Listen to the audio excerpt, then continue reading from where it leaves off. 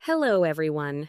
Take a moment before we begin, not to prepare, not to translate, but simply to arrive. Because what you're about to experience isn't just another listening exercise. It's a shift in how you process English, how you respond, and more importantly, how you think. Most learners reach a point where they understand quite a lot, yet something still feels out of reach.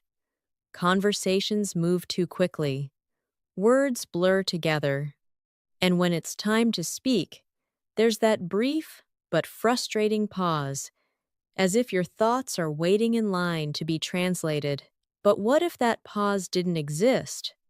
What if your response came naturally, almost effortlessly, as if English wasn't something you were constructing, but something you were simply expressing? That's exactly where we're going. Today, you're not just going to listen. You're going to step into real conversations, anticipate meaning, and begin to internalize the rhythm of natural English at an advanced level. And if you stay with me until the end, you may notice something subtle but powerful. You'll start responding faster, with more clarity, and with far less hesitation than before. So don't rush, don't overthink.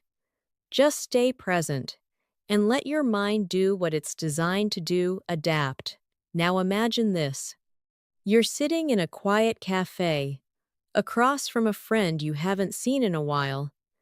There's a moment of eye contact, a slight smile, and then the question comes, casually but meaningfully, how has your week been?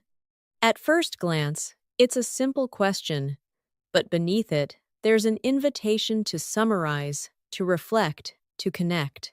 Listen carefully. How has your week been? And before your mind searches too hard, let your response surface. My week has been quite busy, but in a good way. Again, allow it to flow. My week has been quite busy, but in a good way. Notice the rhythm, the slight rise and fall, the way the sentence carries both information and emotion. Now, let's take it one layer deeper. My week has been quite busy, but in a good way. I've managed to get a lot done, and I finally had some time to relax yesterday evening. There's something important happening here. You're no longer just answering, you're expanding. You're giving your listener something to respond to, and that's where real conversations begin. Because fluency isn't speed, it's continuity. It's the ability to move from one idea to the next without friction. Now shift the scene. You're at work. You're focused, perhaps slightly overwhelmed, and a colleague leans over and asks, "Do you have a minute to talk?" Listen again. Do you have a minute to talk? Now respond not mechanically, but naturally. Sure. What's on your mind? Once more. Sure. What's on your mind? Now extend it, just slightly. Sure. What's on your mind? I can spare a minute. You see the difference? You're not just reacting, you're managing the interaction. You're setting tone, pacing, and openness. And that's what advanced communication really is. Let's move forward. It's Monday morning, and someone asks you something that feels almost routine, yet always carries new meaning. What did you get up to over the weekend? Listen.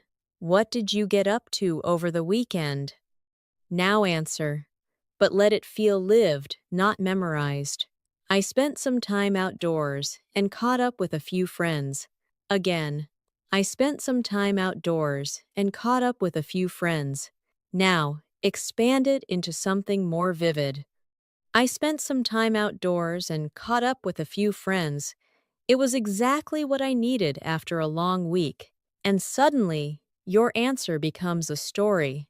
This is where your English starts to feel alive. Because the goal isn't to say more words, it's to say something that invites a response. Now, here's something subtle, but essential. At this level, your challenge isn't vocabulary, it's connection. Connecting ideas, connecting emotions, connecting one sentence to the next so smoothly that the listener doesn't notice the transitions. Let's explore that. Instead of saying, I went to the park, you might say, I went to the park because the weather was absolutely beautiful and I needed a bit of fresh air to clear my mind. Listen to how that unfolds. There's a reason, a feeling, a purpose, and that's what makes speech feel natural. Now, imagine a different setting. You're at a social gathering. You've just met someone new. There's that brief moment of introduction, and then comes the question, so what do you do? Listen carefully. So, what do you do? Now respond not just with a label, but with a sense of identity. I work in education, and I really enjoy helping people develop new skills. Again, I work in education, and I really enjoy helping people develop new skills. And if you go a little further, I work in education, and I really enjoy helping people develop new skills. It's incredibly rewarding to see their progress over time.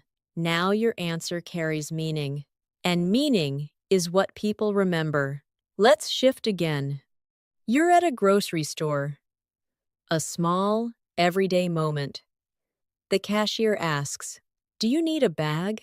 Listen, do you need a bag? Now respond naturally. No, thank you, I brought my own. Again. No, thank you, I brought my own. Or perhaps, yes, please, just one would be great. These are short exchanges, but they matter.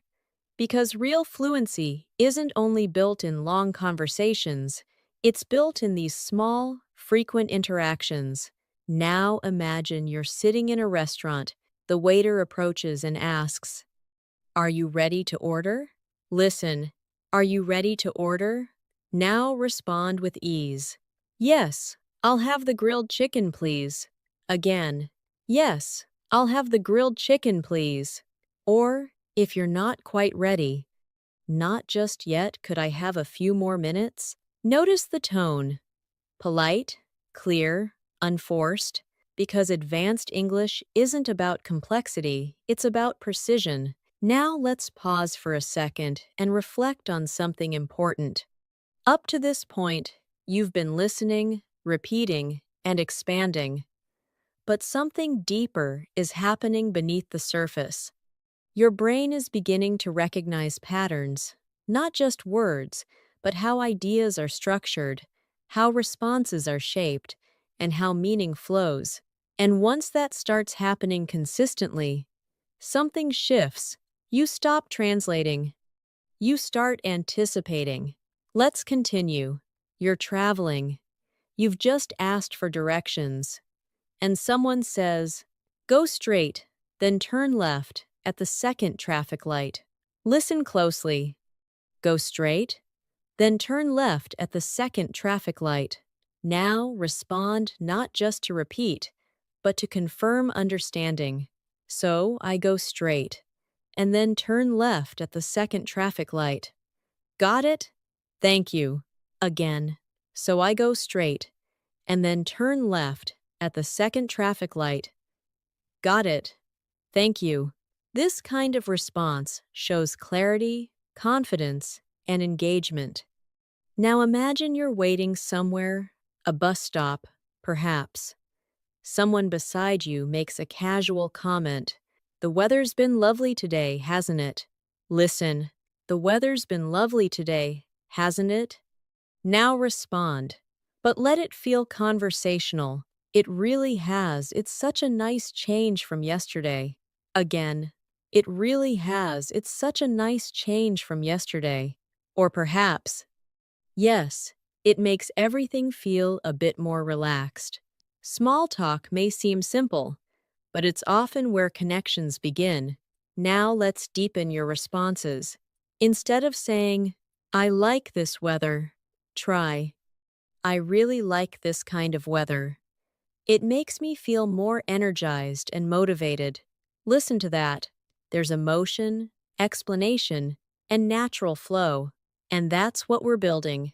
Now, imagine someone asks you, what do you usually do in your free time? Listen. What do you usually do in your free time? Now answer with clarity. I usually spend my free time reading or going for a walk. It helps me unwind. Again. I usually spend my free time reading or going for a walk. It helps me unwind. And if you expand further, I usually spend my free time reading or going for a walk. It helps me unwind and reset after a busy day. Now your sentence carries depth. And depth creates engagement. Because people don't just listen to your words, they respond to your meaning. And as you continue through this journey, something important will begin to happen. You'll notice that you're no longer trying to build sentences piece by piece.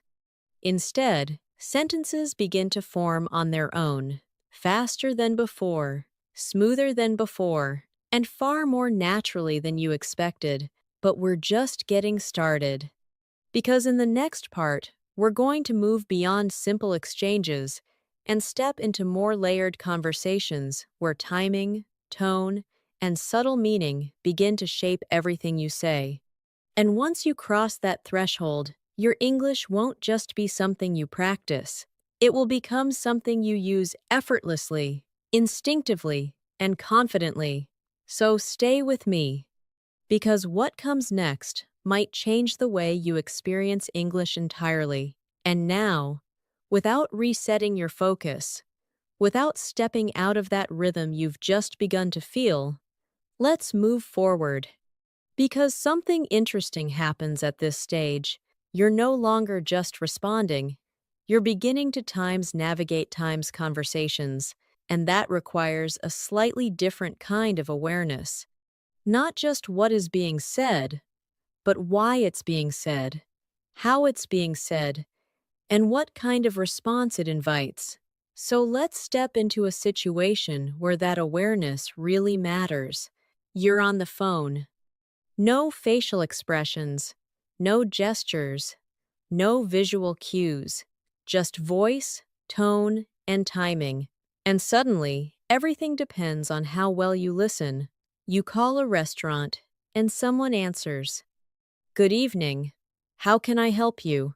Listen carefully. Good evening. How can I help you? Now respond not rushed, not hesitant, just clear. Good evening. I'd like to make a reservation for tomorrow evening. Again. Good evening. I'd like to make a reservation for tomorrow evening. Now extend it slightly, as you would in a real situation. Good evening.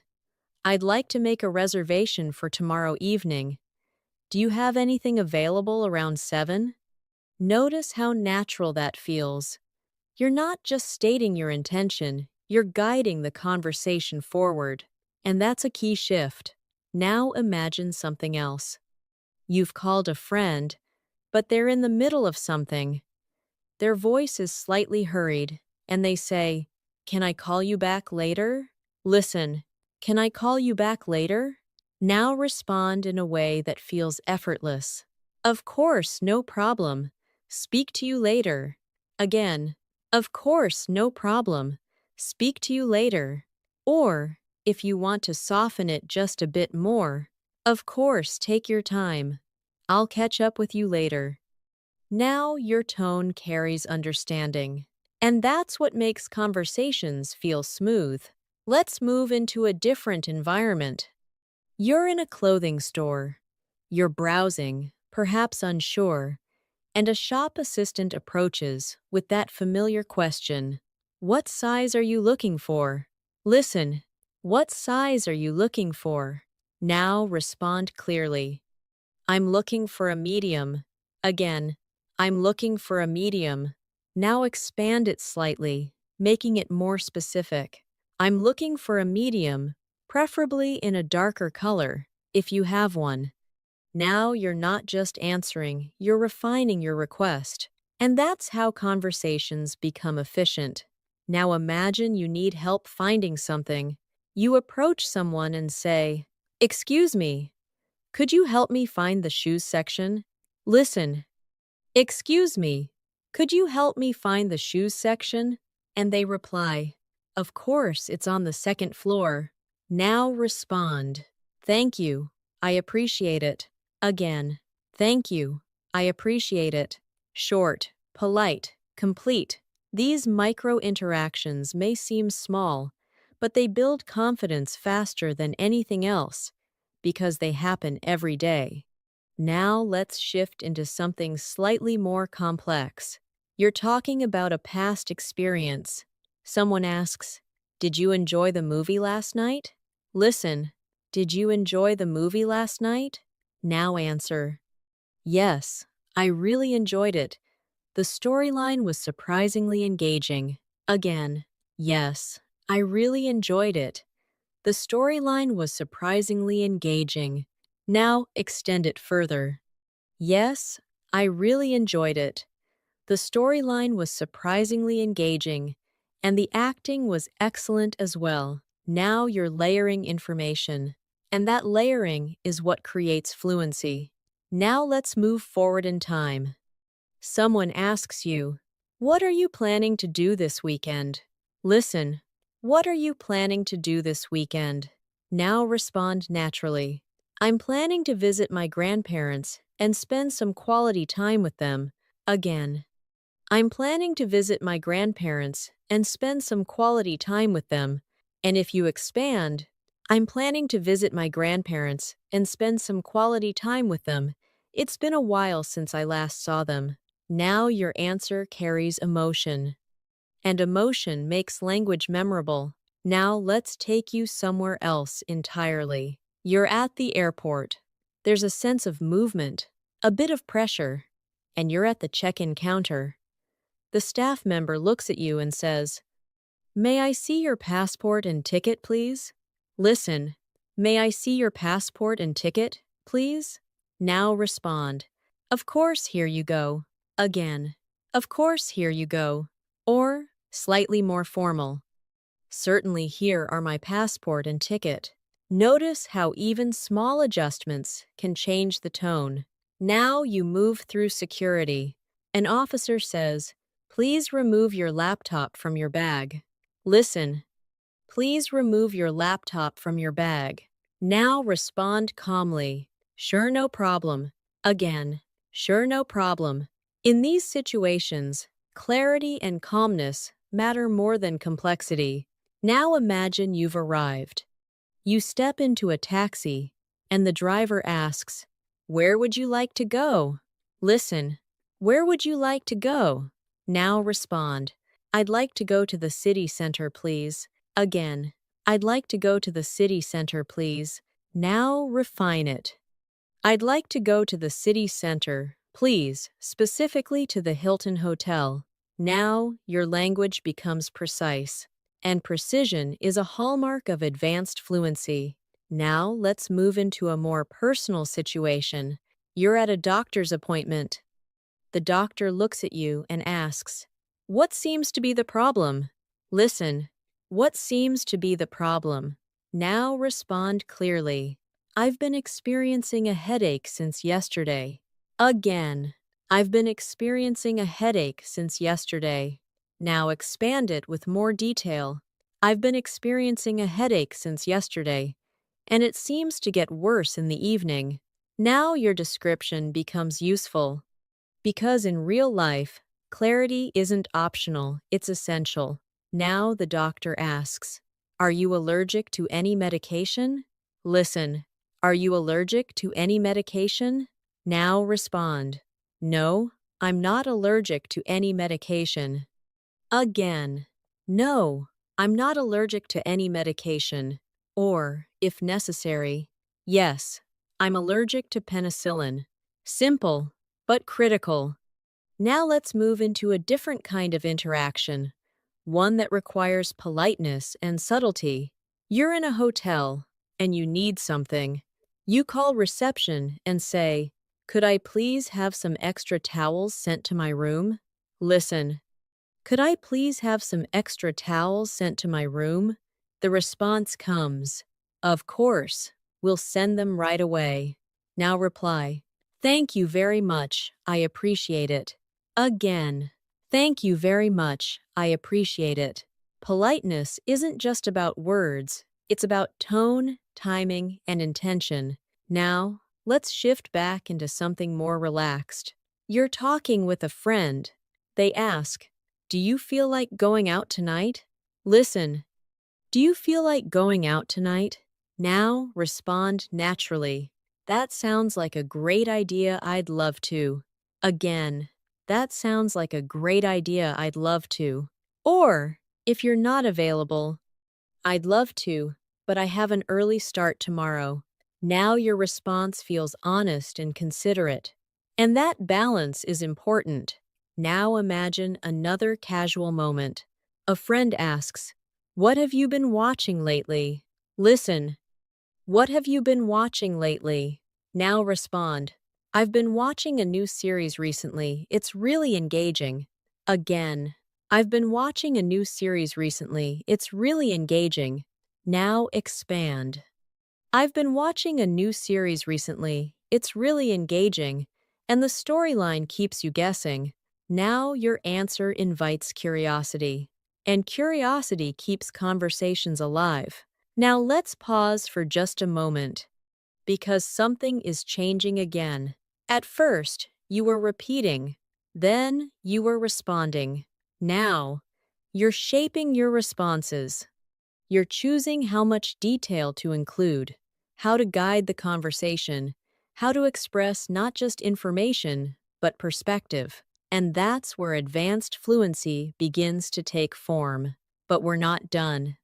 Because in the next part, we're going to move deeper into something even more powerful, your ability to express opinions, react thoughtfully, and handle real conversations where there's no script to follow.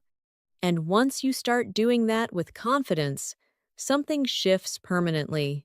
You stop sounding like a learner, and you start sounding like yourself in English. So stay with me, because what comes next is where everything begins to connect.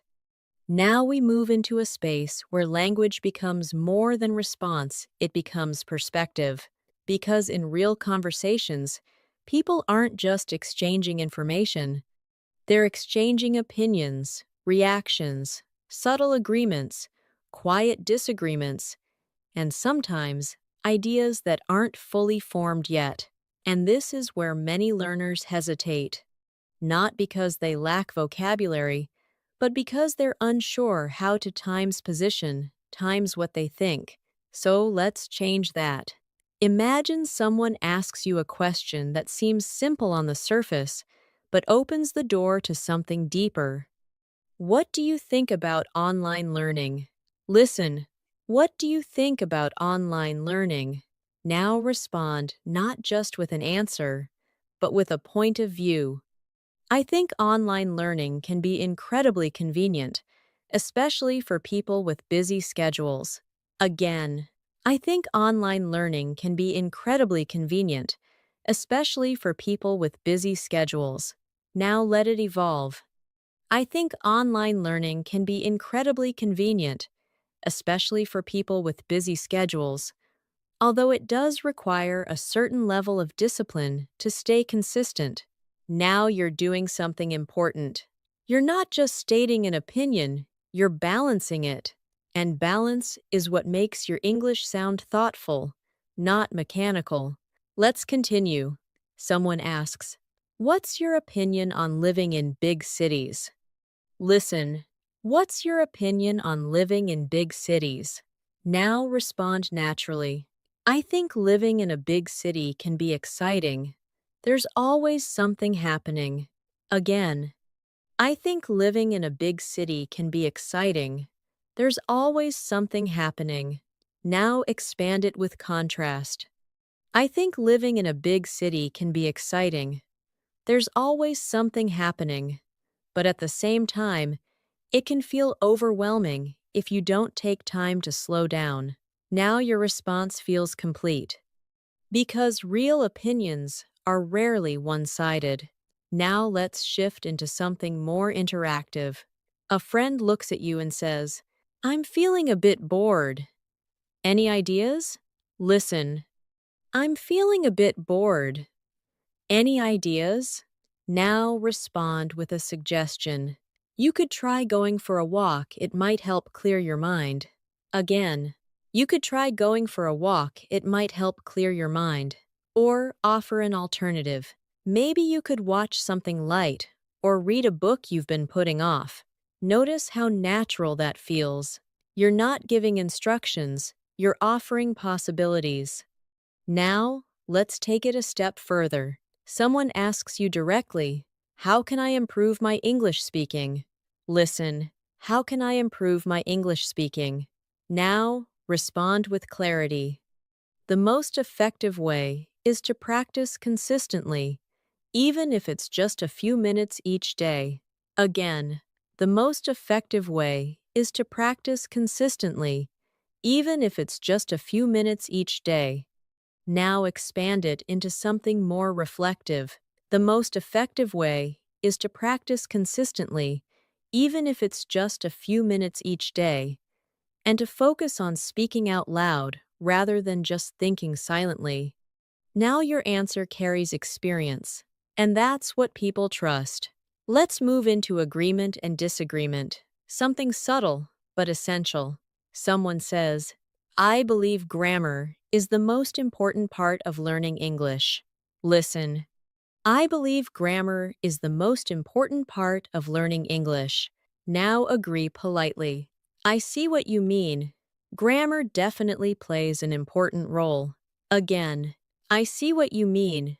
Grammar definitely plays an important role." Now, gently shift your perspective. "I see what you mean. Grammar definitely plays an important role, but I think practical speaking experience is just as important, if not more." That's how you disagree without creating tension. You acknowledge, then you add, "Now, let's explore a moment where you don't fully understand something." Because this happens to everyone, even advanced learners. Someone speaks quickly, and you miss part of it. Instead of freezing, you say, "Sorry. Could you say that again?" Listen, "Sorry. Could you say that again?" Now, slightly more refined. "Sorry. Could you repeat that a bit more slowly?" Again, "Sorry. Could you repeat that a bit more slowly?" These phrases are not signs of weakness. They're tools of control, because when you can manage a conversation, you don't lose confidence, you maintain it. Now let's move into something more human. A friend shares something with you. "I went to a concert last weekend." Listen, "I went to a concert last weekend." Now respond with interest. "That sounds amazing. Who did you go to see?" Again, "That sounds amazing. Who did you go to see?" Or, "Really? I'd love to hear more about it." Now you're doing something subtle but powerful. You're keeping the conversation alive. Because communication isn't just about expressing yourself, it's about creating space for others to speak. Now, let's deepen your ability to describe experiences. Someone asks, "How was your last holiday?" Listen, "How was your last holiday?" Now respond, "It was absolutely wonderful. I spent most of my time by the beach." Again, "It was absolutely wonderful. I spent most of my time by the beach." Now expand it into something vivid. "It was absolutely wonderful. I spent most of my time by the beach, swimming during the day, and enjoying the local food in the evenings." Now your listener can picture it. And when people can picture what you're saying, they stay engaged. Let's continue. Someone asks, "What did you do last weekend?" Listen, "What did you do last weekend?" Now respond, "I stayed in and watched a few movies. It was quite relaxing." Again, "I stayed in and watched a few movies. It was quite relaxing." Now, expand. "I stayed in and watched a few movies because the weather wasn't great, but it turned out to be exactly what I needed. Now your answer feels real because it reflects both action and feeling. Now let's move into describing your day. Someone asks, "How was your day?" Listen, "How was your day?" Now respond, "It was quite busy, but productive." Again, "It was quite busy, but productive." Now expand. "It was quite busy, but productive. I managed to complete everything I had planned, which felt satisfying." Now your response carries a sense of closure. And that's something people connect with. Let's shift into emotions. Someone asks, "How are you feeling today?" Listen, "How are you feeling today?" Now respond, "I'm feeling quite good today, more relaxed than usual." Again, "I'm feeling quite good today, more relaxed than usual." Or, "I'm a bit tired. To be honest, I didn't get much sleep last night." Now, your language becomes personal. And personal language builds connection. Now, let's explore comparison. Someone asks, "Do you prefer tea or coffee?" Listen, "Do you prefer tea or coffee?" Now respond, "I tend to prefer coffee. It helps me stay focused." Again, "I tend to prefer coffee. It helps me stay focused." Or, "I usually prefer tea. It's more calming, especially in the evening." Now your answer reflects preference times and times reasoning, and that combination makes your English sound complete. Let's go a little further. Someone asks, "Do you prefer watching movies at home or at the cinema?" Listen, "Do you prefer watching movies at home or at the cinema?" Now respond, "I generally prefer watching movies at home. It's more comfortable, and I can pause whenever I want." Again, "I generally prefer watching movies at home. It's more comfortable, and I can pause whenever I want." Or, "I prefer going to the cinema. The atmosphere and sound make the experience more immersive." Now your language carries nuance. And nuance is what separates intermediate from advanced. Now, take a moment to notice something. You're no longer just forming sentences. You're forming times, thoughts, times in English. Connected, layered, natural thoughts. And once that becomes your default, everything changes. Because now, you're not translating ideas. You're expressing them directly, but we're about to go even deeper. Because in the next part, you'll begin to handle something even more dynamic: real-time planning, spontaneous decisions, and conversations that shift direction without warning. And once you can move through those moments without hesitation, you're no longer practicing English. You're living in it. So stay with me, because this is where your fluency starts to feel effortless. Now, we move into a part of communication that feels simple on the surface, but quietly reveals how fluent you really are. Because making plans is never just about exchanging information. It's about timing, flexibility, tone, and subtle decision-making all happening in real time. And if you've ever felt unsure in these moments, it's not because the language is difficult. It's because the conversation is times alive. So let's step into it. Imagine a friend messages you, "Do you want to meet this weekend?" Listen, "Do you want to meet this weekend?" Now respond naturally. "Yes, that sounds like a great idea." Again, "Yes, that sounds like a great idea." Now let it flow into something more specific. "Yes, that sounds like a great idea. How about Saturday afternoon?" Notice what just happened. You didn't just accept, you moved the conversation forward. And that's what fluent speakers do instinctively. They don't wait, they guide. Now imagine the conversation continues. "Where should we meet?" Listen, "Where should we meet?" Now respond, "Let's meet at the cafe near the station." Again, "Let's meet at the cafe near the station." Now expand it, just slightly. Let's meet at the cafe near the station. It's usually quiet and easy to find. Now your suggestion feels considered, not random, and that creates confidence. Now imagine your friend hesitates. Is there anywhere else we could go? Listen, is there anywhere else we could go? Now respond flexibly. Sure, we could also meet at the park if the weather's nice. Again. Sure, we could also meet at the park if the weather's nice. Flexibility is one of the clearest signs of fluency because real conversations rarely follow a fixed path. Now, let's move into time. What time works for you? Listen. What time works for you? Now respond clearly. Around 2 o'clock works well for me. Again. Around 2 o'clock works well for me. Or, I'm free after 3. If that suits you better. Now your response adapts to the other person. And that's where communication becomes collaborative. Now let's introduce something more realistic. Plans don't always go as expected. And how you handle that says a lot about your fluency. Imagine you need to cancel. I'm really sorry, but I can't make it tomorrow.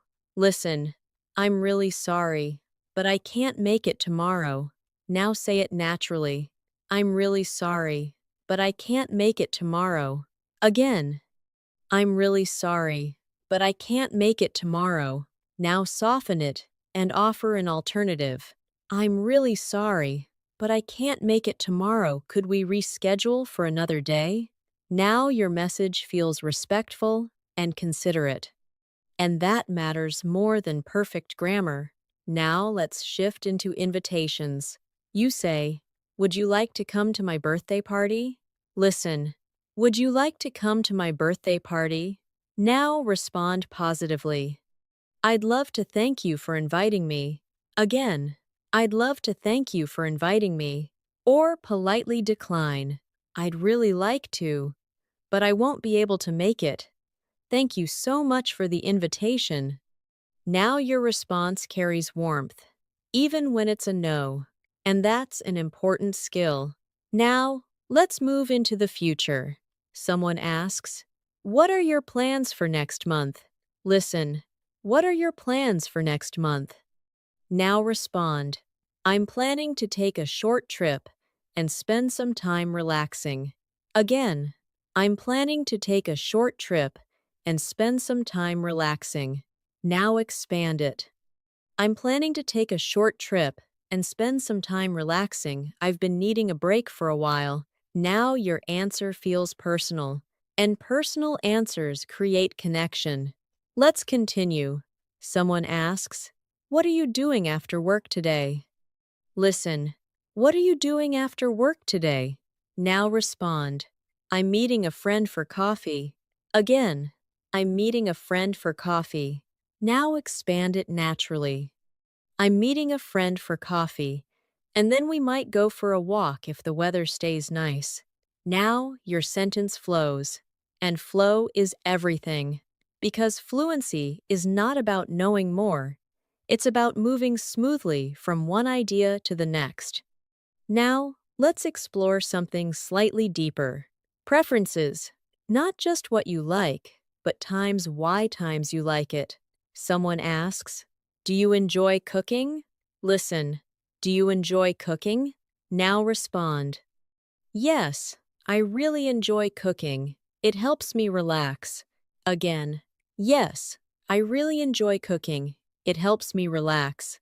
Now expand it. Yes, I really enjoy cooking.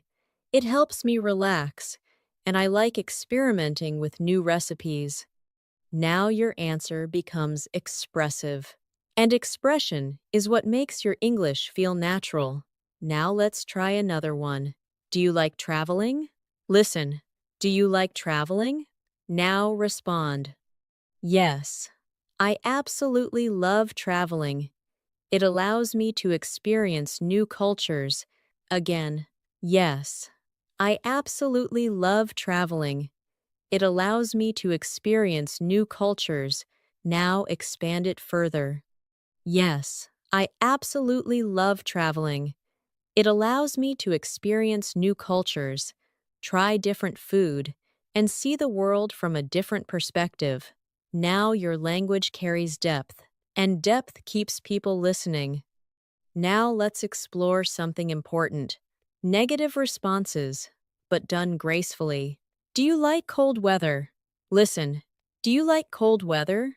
Now respond. Not particularly. I tend to prefer warmer climates. Again. Not particularly. I tend to prefer warmer climates. Now expand it. Not particularly.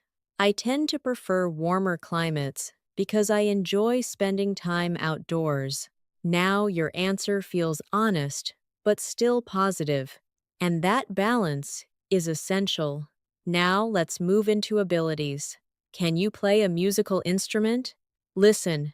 Can you play a musical instrument? Now respond. Yes, I can play the piano. Again. Yes, I can play the piano. Now expand.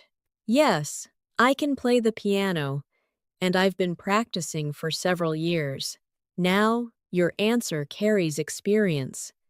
Let's try another. Can you drive? Listen. Can you drive? Now respond. Yes, I can. I usually drive to work. Again.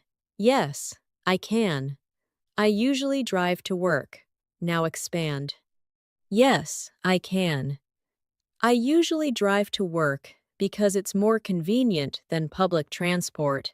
Now your response includes reasoning, and reasoning adds clarity. Now let's handle something slightly more delicate. Can you swim? Listen. Can you swim?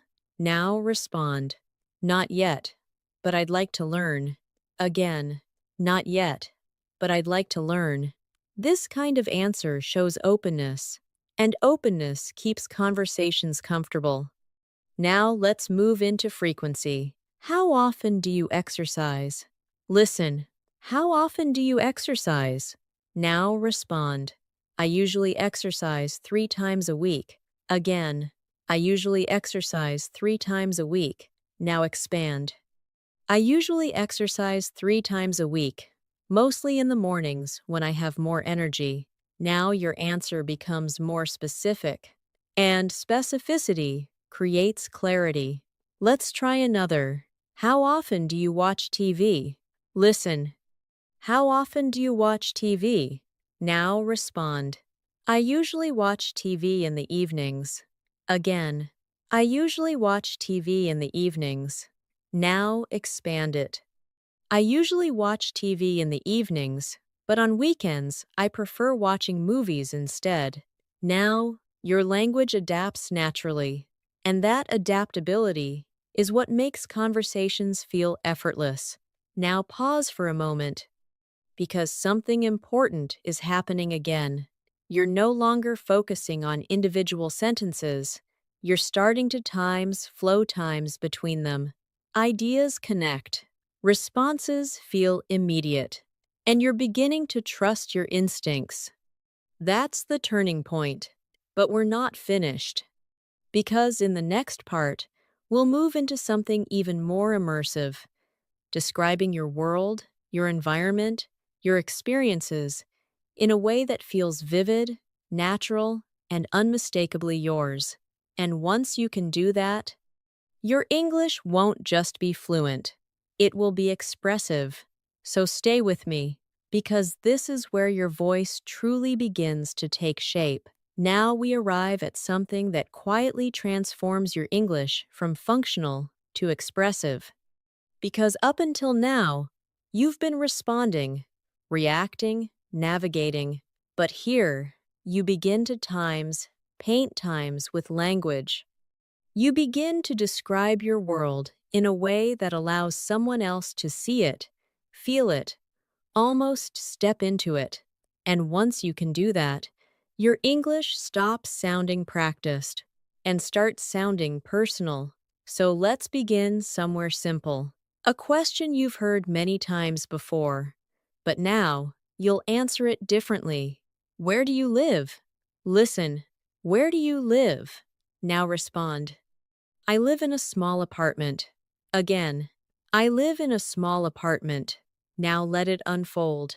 I live in a small apartment, just outside the city center. And now, take it one step further. I live in a small apartment, just outside the city center. It's quiet, but still close enough to everything I need. Now your answer creates an image. And that's the shift. Let's continue.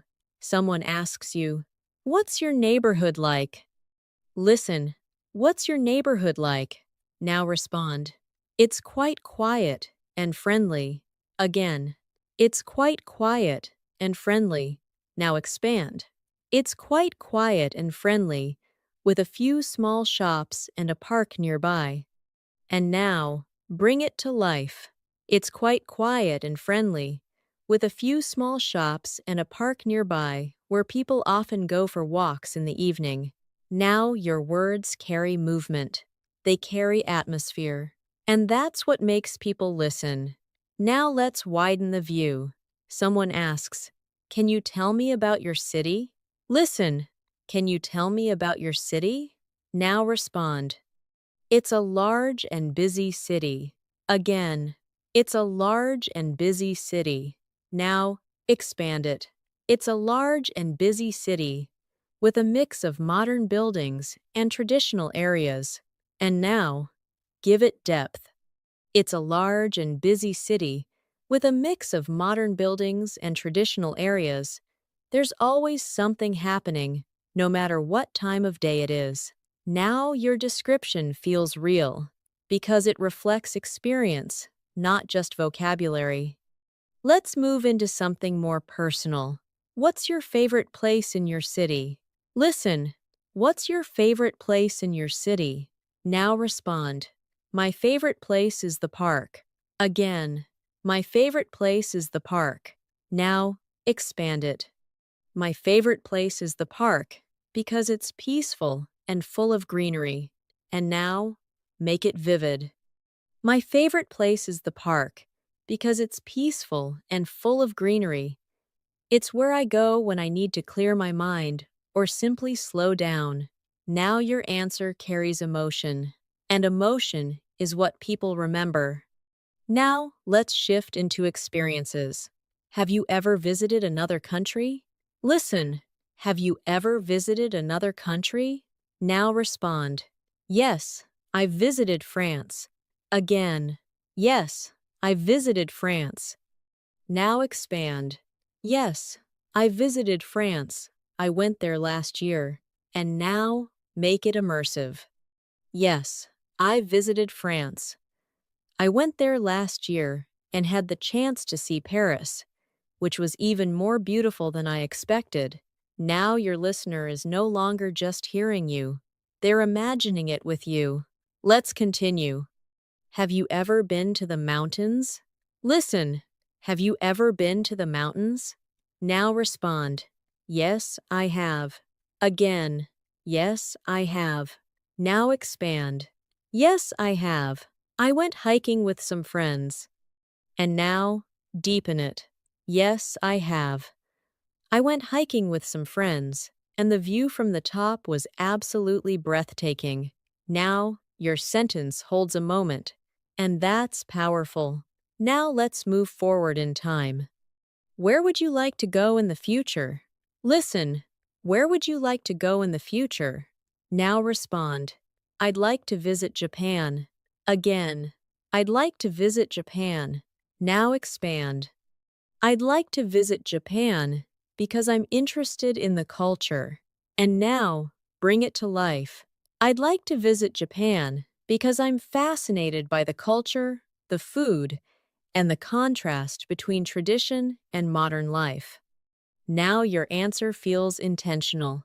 And intention makes your English sound confident. Now let's shift into something closer to your daily life. Because fluency isn't just about big experiences. It's about how clearly and naturally you can describe the things you do every day. Someone asks, what do you usually do at work? Listen, what do you usually do at work? Now respond. I usually answer emails and attend meetings. Again, I usually answer emails and attend meetings. Now, expand. I usually answer emails and attend meetings, but I also work on projects with my team. And now, make it flow. I usually answer emails and attend meetings, but I also spend time working on projects with my team, which I really enjoy. Now your answer feels complete because it includes action, structure, and feeling. Let's continue. What do you do after classes? Listen. What do you do after classes? Now respond. I usually do my homework. Again, I usually do my homework. Now, expand. I usually do my homework, and then I review my notes. And now, bring it together. I usually do my homework, and then I review my notes to make sure I understand everything before the next day. Now your answer shows intention. And intention makes your English feel purposeful. Now let's move into responsibilities. Do you help with housework? Listen. Do you help with housework? Now respond. Yes, I do. Again. Yes, I do. Now, expand. Yes, I help with cleaning and cooking. And now, make it more natural. Yes, I help with cleaning and cooking. I usually prepare dinner a couple of times a week. Now your answer reflects real life. And that's what builds authenticity. Now let's slow down into something more reflective. What do you usually do before going to bed? Listen. What do you usually do before going to bed? Now respond. I usually read a book. Again. I usually read a book. Now, expand. I usually read a book, and sometimes I plan the next day. And now, let it flow. I usually read a book, and sometimes I take a few minutes to plan the next day. It helps me feel more organized. Now your language feels calm, and calm language has a rhythm people enjoy listening to. Now let's move into lifestyle. Do you exercise regularly? Listen. Do you exercise regularly? Now respond. Yes, I do. I exercise a few times a week. Again. Yes, I do. I exercise a few times a week. Now, expand. Yes, I do. I exercise a few times a week, usually by going for a run or doing some light workouts at home. Now your answer feels specific. And specificity is what makes language believable. Let's continue. Do you follow a healthy diet? Listen. Do you follow a healthy diet? Now respond. I try to eat healthy most of the time. Again. I try to eat healthy most of the time. Now, expand. I try to eat healthy most of the time, although I do enjoy sweets occasionally. Now your answer feels balanced. And balance makes your English sound natural. Now let's return to something familiar, your weekend. How do you usually spend your Sunday? Listen. How do you usually spend your Sunday? Now respond. I usually relax at home. Again. I usually relax at home. Now, expand. I usually relax at home, watch something, or meet friends. And now, bring it together. I usually relax at home, watch something, or meet friends in the evening. It's a good way to reset before the week starts. Now your answer carries rhythm, and rhythm keeps your speech flowing. Now take a moment, because what you're doing now is different from where you started. You're not searching for words. You're shaping experiences. You're choosing how to describe, how to connect, how to express. And that means something important has already changed. But we're going to take it one step further. Because in the next part, we'll move into real-world interactions that require quick thinking, polite phrasing, and natural reaction situations where you don't have time to prepare. And once you can handle those smoothly, you'll realize something. You're no longer catching up to the conversation. You're moving with it. So stay with me, because this is where everything begins to feel effortless. Now we move into moments where there's no time to prepare, no time to translate, no time to carefully build your sentence piece by piece, because real life doesn't pause for you to think. And yet, this is exactly where fluency reveals itself, not when everything is perfect, but when everything is times happening. So, let's step into it. You're in a shop. You're not just browsing anymore, you're interacting. A shop assistant approaches and asks, "Can I help you find something?" Listen, "Can I help you find something?" Now respond naturally. "Yes, I'm looking for a jacket." Again. "Yes, I'm looking for a jacket." Now refine it.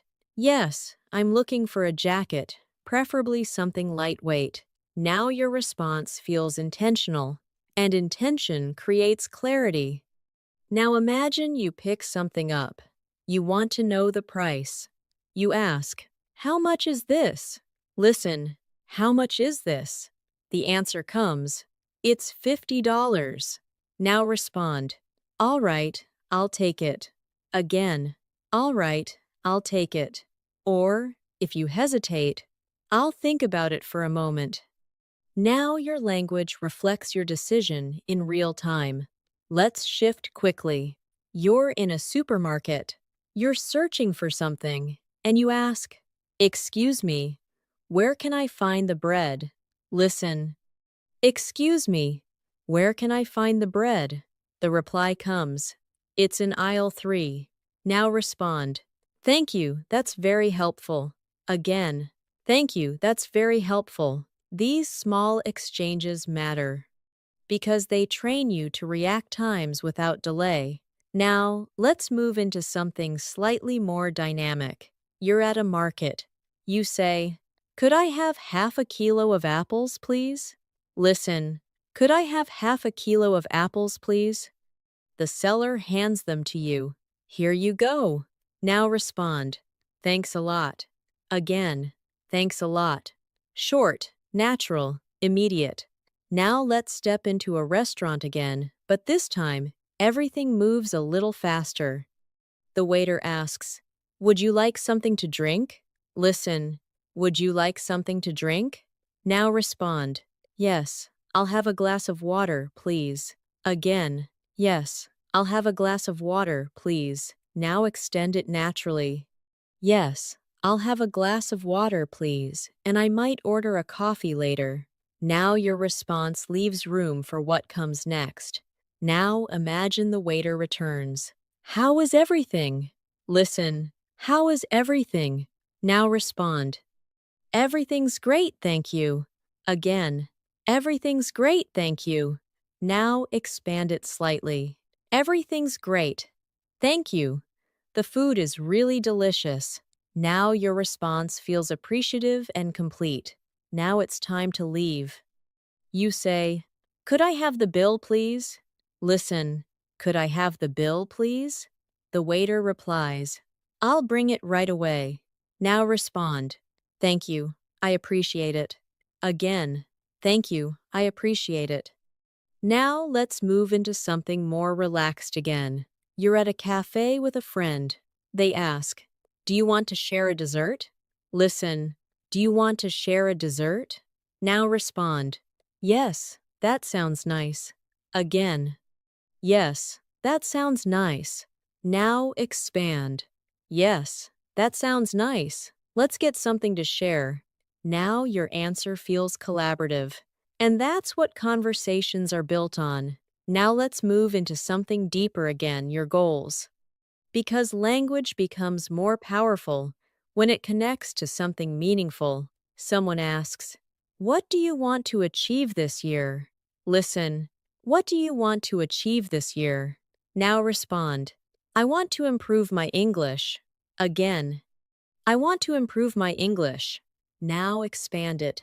"I want to improve my English so I can communicate more confidently." And now, take it one step further. "I want to improve my English so I can communicate more confidently, especially in professional situations and when meeting new people. Now your answer carries purpose, and purpose gives your words weight. Let's continue. What would you like to do in the next 5 years? Listen. What would you like to do in the next 5 years? Now respond. I'd like to start my own business. Again. I'd like to start my own business. Now expand. I'd like to start my own business, something that allows me to be independent. And now, make it more vivid. I'd like to start my own business, something that allows me to be independent and build something meaningful over time. Now, your language reflects ambition, and that changes how you sound completely. Now let's slow things down, because every conversation eventually reaches an ending, and how you close matters just as much as how you begin. You say, "It was really nice talking to you." Listen, "It was really nice talking to you." Now say it naturally. "It was really nice talking to you." Again. "It was really nice talking to you." Now extend it. "It was really nice talking to you. Let's catch up again soon." Now your closing feels warm and memorable. Now for something slightly more formal. Thank you for your time. Have a great day. Listen. Thank you for your time. Have a great day. Now say it naturally. Thank you for your time. Have a great day. Again. Thank you for your time. Have a great day. Now let's bring everything together. Not by repeating everything, but by flowing through it. Listen carefully. I try to stay consistent with my routine, even when things get busy, because I know that small daily efforts eventually lead to real progress. Now say it. I try to stay consistent with my routine, even when things get busy, because I know that small daily efforts eventually lead to real progress. Again. I try to stay consistent with my routine, even when things get busy, because I know that small daily efforts eventually lead to real progress. That sentence is more than practice. It's a mindset, because fluency doesn't come from one lesson. It comes from repetition, exposure, and patience. And if you've stayed this far, something has already started to shift. Your listening is sharper, your responses are faster, and your thoughts are beginning to form more naturally in English. Now take a moment to reflect, not on what you've learned, but on how it felt. Did the sentences come a little easier? Did the pauses feel a little shorter? That's progress. Real progress. And it doesn't happen by chance. It happens because you showed up and stayed with it. So keep going, keep listening, keep speaking, and most importantly, keep trusting the process. Because the more you use English like this, the more it becomes part of you. And at some point, so quietly, you might not even notice. You'll stop trying to speak English well, and you'll simply start speaking. And when that moment comes, you'll realize you've already crossed the line from learning to living the language. And now, we arrive at the final stretch. But instead of ending, let's do something different. Let's slow everything down for just a moment. Because what matters most right now isn't how much you remember. It's what has already started to change. Think back to the beginning. At that point, you were listening carefully, maybe still translating in places, maybe still holding on to each sentence just a little too tightly. But now, something feels different. The sentences come faster. The meaning feels clearer. And, more importantly, you're no longer waiting for English to make sense. You're starting to times experience times it. And that shift is everything. Because fluency doesn't arrive all at once. It builds quietly, through moments like this, moments where you realize you understood something without effort. Moments where you responded without hesitation. Moments where you didn't think in your native language first. And maybe, just maybe, you felt that happen today. Even if only once. That's not small. That's the beginning of something real. Now, let's do one final exercise together. Not to test you, but to anchor everything you've just experienced. Listen carefully. Over time, I've realized that improving my English isn't about being perfect, it's about being consistent, staying curious, and not being afraid to make mistakes along the way. Now say it. Over time, I've realized that improving my English isn't about being perfect, it's about being consistent, staying curious, and not being afraid to make mistakes along the way. Again. Over time, I've realized that improving my English isn't about being perfect, it's about being consistent, staying curious, and not being afraid to make mistakes along the way. Now pause. Because that sentence isn't just practice, it's a reminder. A reminder that every time you show up like this, you are building something, even when it doesn't feel obvious. Even when progress feels slow, it's still happening. Now, let me ask you something, not out loud, just to yourself. If you kept doing this consistently, even for a few minutes each day, where would your English be in 3 months? In 6? In a year? And here's the real question. What's actually stopping you? Because now you've seen what it feels like. You've felt the rhythm. You've experienced what it's like to stay inside the language instead of stepping in and out of it. And once you've felt that, it becomes much harder to go back. So don't. Don't go back to overthinking every sentence.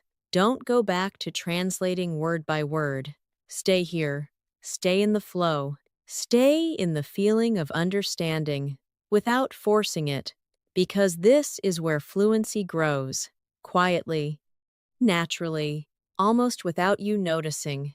And if you ever feel stuck again, come back to this, not just to repeat the words, but to reconnect with this state. Now, before you leave, there's one more thing to remember. You don't need to be perfect to sound natural. You don't need to know every word to communicate clearly. You just need to keep going, because the people who become fluent aren't the ones who never make mistakes.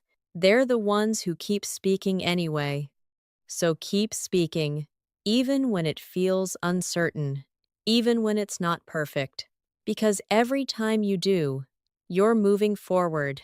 And now, as this session comes to a close, I want you to leave with something simple, not a rule, not a technique, just a thought. English isn't something you learn once. It's something you grow into, step by step, moment by moment, conversation by conversation. So wherever you are right now, you're already on the path. And if you keep going, you won't just improve, you'll transform. Thank you for staying all the way through. And if you've made it this far, you've already done something most people don't. You didn't quit halfway. You stayed. You listened. You practiced. And that matters more than you think. This is English in motion. And this isn't the end.